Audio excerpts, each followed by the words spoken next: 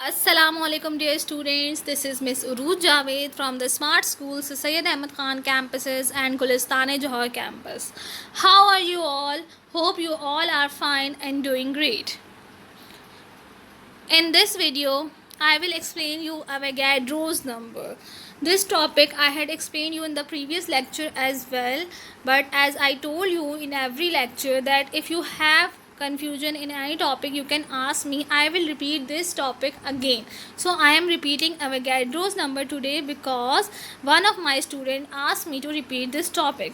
और मुझे बहुत अच्छा लगा कि जो है किसी ने मुझे ये कहा कि मैं ये टॉपिक रिपीट कर दूँ. इट मीन्स कि you are trying to understand the topic. Chemistry is very important for you and if you are trying to understanding it is very good for you.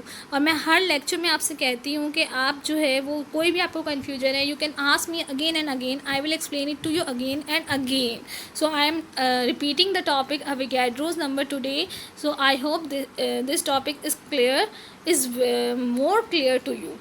And numericals regarding molecular mass and formula mass in AMU. AMU is atomic mass unit, and the resource which I am using here is a textbook of chemistry for class 9 and 10.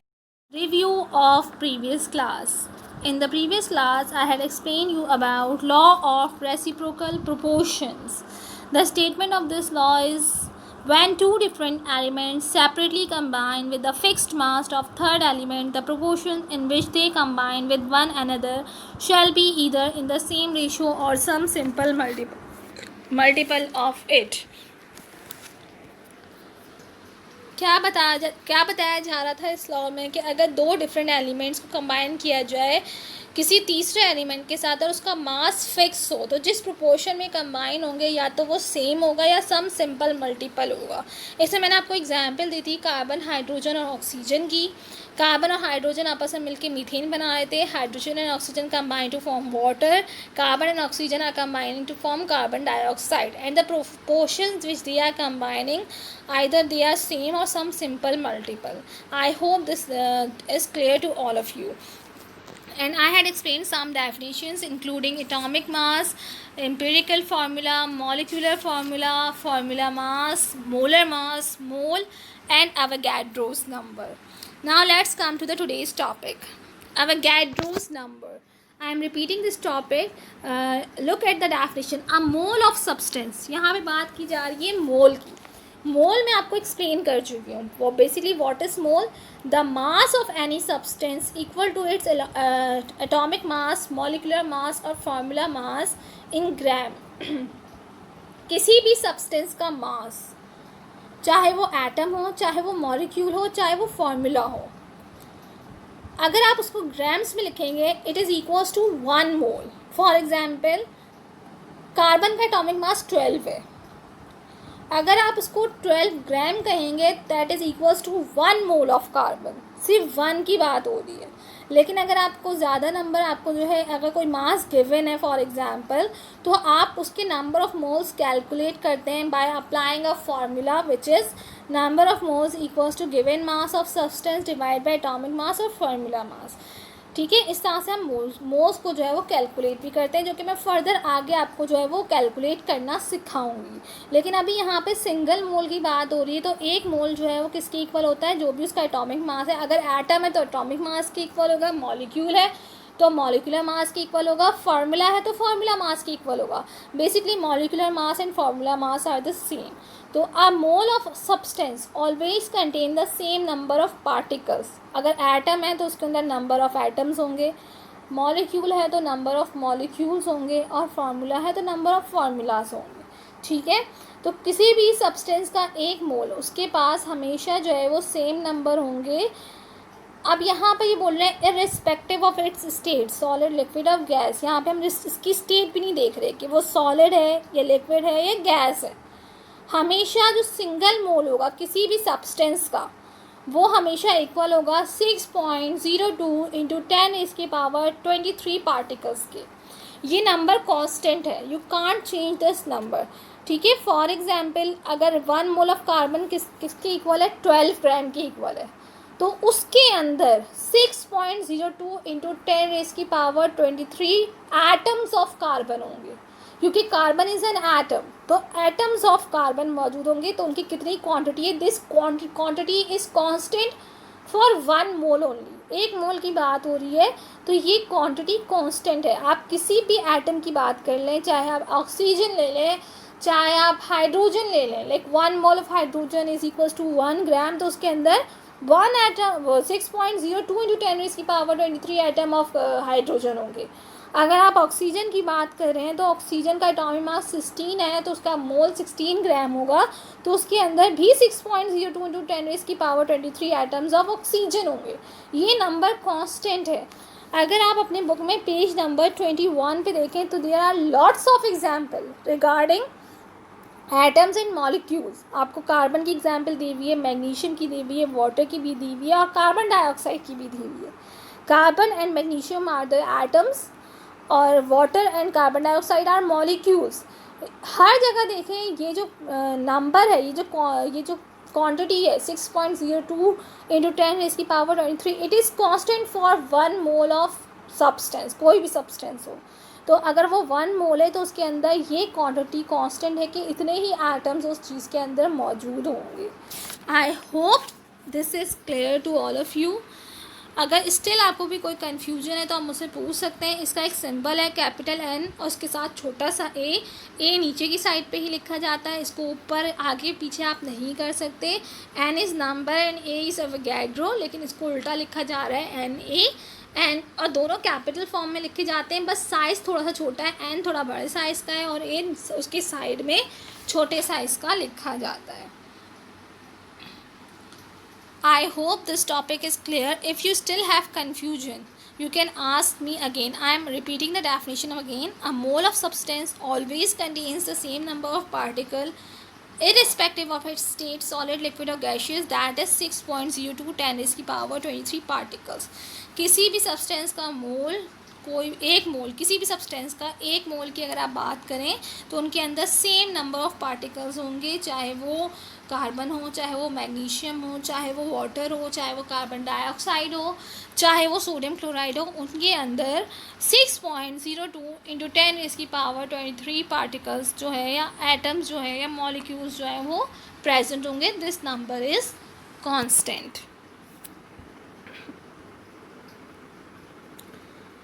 Atomic number, atomic mass and symbol of first 20 elements. ये भी मैंने आपको previous lecture में एक table दिखाया था। For the calculation of atomic mass, for the calculation of molecular mass, and for the calculation of formula mass, you must learn the atomic masses of first 20 elements. This is the table of first 20 elements. Atomic masses भी given है, इसमें atomic number भी given है, और इसमें symbol भी given है। अच्छा, अब आप ये देखें, कुछ elements जो हैं उनके symbol single alphabets हैं, और कुछ के जो हैं वो 2 alphabets हैं। Now how will you differentiate? अब आप देखें, आपके पास हाइड्रोजन का सिंबल जो है वो कैपिटल H है, लेकिन अगर आप हीलियम की बात करें तो हीलियम का सिंबल आपके पास कैपिटल H के साथ स्मॉल e भी है। तो अगर किसी भी कैपिटल वर्ड के साथ एक स्मॉल वर्ड भी लगा हुआ है, तो आप समझ जाइएगा कि वो एक ही एटम का सिंबल है, ठीक है। इसी तरह से लिथियम में भी यही है। लेकिन अगर सिंगल बहुत सारे कैपिटल वर्ड्स एक साथ लिखे हुए, लाइक HC या CH साथ लिखे हुए, तो कार्बन हाइड्रोजन अलग अलग है। लेकिन H और कैपिटल E एक साथ, स्मॉल e एक साथ लिखा हुआ है, अब इसके साथ स्मॉल लेटर आ रहा है, तो ये एक ही एटम है। इस चीज़ का आपको बहुत ध्यान रखना है for further calculation of molecular mass. Now look at the atomic masses of hydrogen. The atomic mass of hydrogen is 1, helium is 4, lithium is 7, beryllium is 9 and so on. ये सारे एटॉमिक मासेस चलते आ रहे हैं। अच्छा, एक चीज़ आप note करें कि क्लोरीन का एटॉमिक मास यहाँ पे 35.5 है, इसको आप राउंड ऑफ नहीं कर सकते। 35.5 मीन्स कि आपको 35.5 ही लिखना है, ठीक है। ये एटॉमिक मासेस आपको याद होने चाहिए। Now let's come to the calculation. Calculation of molecular mass, formula mass in AMU। AMU is atomic mass unit. अच्छा, मैंने अभी आपसे कहा कि आपको एटॉमिक मासेस याद होने चाहिए। मैंने ऐसा आपसे क्यों कहा? क्योंकि आपके पास इस तरह से भी क्वेश्चन आ सकता है, what is the atomic mass of hydrogen, या what is the atomic mass of calcium, what is the atomic mass of nitrogen. अब आपको एटॉमिक मास याद होगा तो आप लिखेंगे ना, अब अगर आपको याद ही नहीं होगा तो आप कैसे लिखेंगे। और एटॉमिक मास लिखने के साथ आपने AMU लाजमी लगाना होता है। AMU इज़ द यूनिट, इसके अलग से नंबर होते हैं। अगर आपने सिर्फ नंबर लिख दिया और यूनिट नहीं लगाया तो आपके आधे नंबर जो हैं वो डिडक्ट हो जाएंगे, ठीक है। इस तरह से ये चीज़ आपसे ब्लैंक में भी पूछी जा सकती है। अब यहाँ पे इन्होंने बोला हुआ है कि आपको मॉलिक्यूलर मास या फॉर्मूला मास कैलकुलेट करना है इन AMU, स्पेसिफाई किया हुआ है कि AMU में करना है। और अगर नहीं भी किया हुआ हो मॉलिक्यूलर मास या फॉर्मूला मास को तो आपने उसको AMU में करना है, क्योंकि ये इसका यूनिट है। ये स्पेसिफाई कर रहा है कि आप मॉलिक्यूलर मास या फॉर्मूला मास जो है वो कैलकुलेट कर रहे हैं। The procedure for the calculation of molecular mass and formula mass are same. Now let's come towards one example. H2O। अब यहाँ पे देखिए H2O है, कितने यहाँ पे एटम्स मौजूद है, एक कैपिटल H है, एक कैपिटल O है, कोई भी यहाँ पे स्मॉल अल्फ़ाबेट नहीं लिखा हुआ।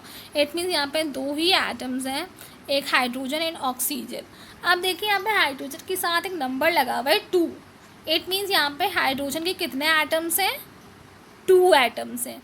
और ऑक्सीजन के साथ कोई भी नंबर नहीं लगा हुआ, तो इट मीन्स ऑक्सीजन के कितने एटम है, 1 एटम है। अब आप क्या करेंगे, पहले इसमें से H2 लिखें। H2 is equal to 1 is the atomic mass of hydrogen. और हमने इसको 2 से क्यों मल्टीप्लाई किया, क्योंकि इसके साथ छोटा सा 2 लिखा हुआ है, 1 2 ज़ा 2। Now let's come to the oxygen. The atomic mass of oxygen is 16। Oxygen के साथ कुछ नहीं लिखा हुआ था तो इसलिए हमने इसको 1 से मल्टीप्लाई कर दिया। 16 1 ज़ा 16। Now add 2 + 16 which is equals to 18 AMU। So the molecular mass of H2O is 18 AMU। आप किस तरह से मॉलिक्यूलर मास कैलकुलेट कर सकते हैं, by adding their atomic masses. अब इसके लिए भी आप देखें, आपको अगर हाइड्रोजन और ऑक्सीजन का एटॉमिक मास पता होगा तभी आप इसको फर्दर कैलकुलेट कर सकते। That's why I am saying that you must learn the atomic masses of first 20 elements. जब तक आपको atomic masses याद नहीं होंगे you can't calculate the molecular mass. Now let's come towards the next example which is C6H6। यहाँ पे भी आप देखें आपके पास 2 एटम्स हैं which is carbon and hydrogen, और दोनों के साथ 6 लगा हुआ है, तो it means 6 atoms of carbon and 6 atoms of hydrogen. C6 the atomic mass of carbon is 12।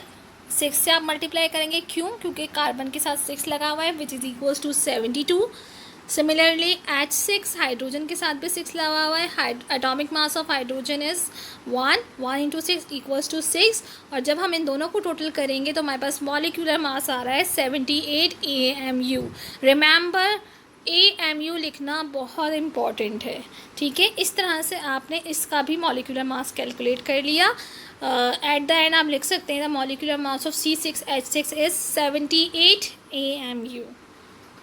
Let's come to the another example CaCO3। अब यहाँ आप मुझे बताएं कितने एटम्स हैं, 3 और 4? 3 एटम्स। हाउ? अब आप देखें C के साथ स्मॉल a लगा हुआ है, तो इट मीन्स कि Ca जो है वो पूरा एक एटम है, और कार्बन अलग है और ऑक्सीजन अलग है। Ca is the symbol of calcium and this is the formula of calcium carbonate. Ca the atomic mass of calcium is 40। इसके साथ कोई नंबर नहीं लगा हुआ था तो इसको 1 से मल्टीप्लाई कर दिया। Carbon the atomic mass of carbon is 12। इसके साथ भी कोई नंबर नहीं था इसलिए इसको 1 से मल्टीप्लाई कर दिया। Oxygen the atomic mass of oxygen is 16। इसके साथ लगा हुआ था 3 तो इसको 3 से मल्टीप्लाई कर दिया। Now add all the numbers, 40 + 12 + 48 which is equals to 100 AMU। AMU is must for atomic mass, molecular mass and formula mass। ये इसका मेन यूनिट है। I hope now all of you have cleared how to calculate the molecular mass और formula mass। और अगर मैं आपको कुछ question solve करने के लिए दूँ तो आई होप आप कर लेंगे सॉल्व। मैं आपको दूंगी कुछ क्वेश्चंस के सॉल्व करने के लिए, जो कि आप मुझे सॉल्व करके दिखाइएगा, उसकी पिक्चर लेके आप कमेंट सेक्शन में जो है वो पोस्ट कर दीजिएगा। सो that's all for today. If you have any confusion you can ask me in the comment section.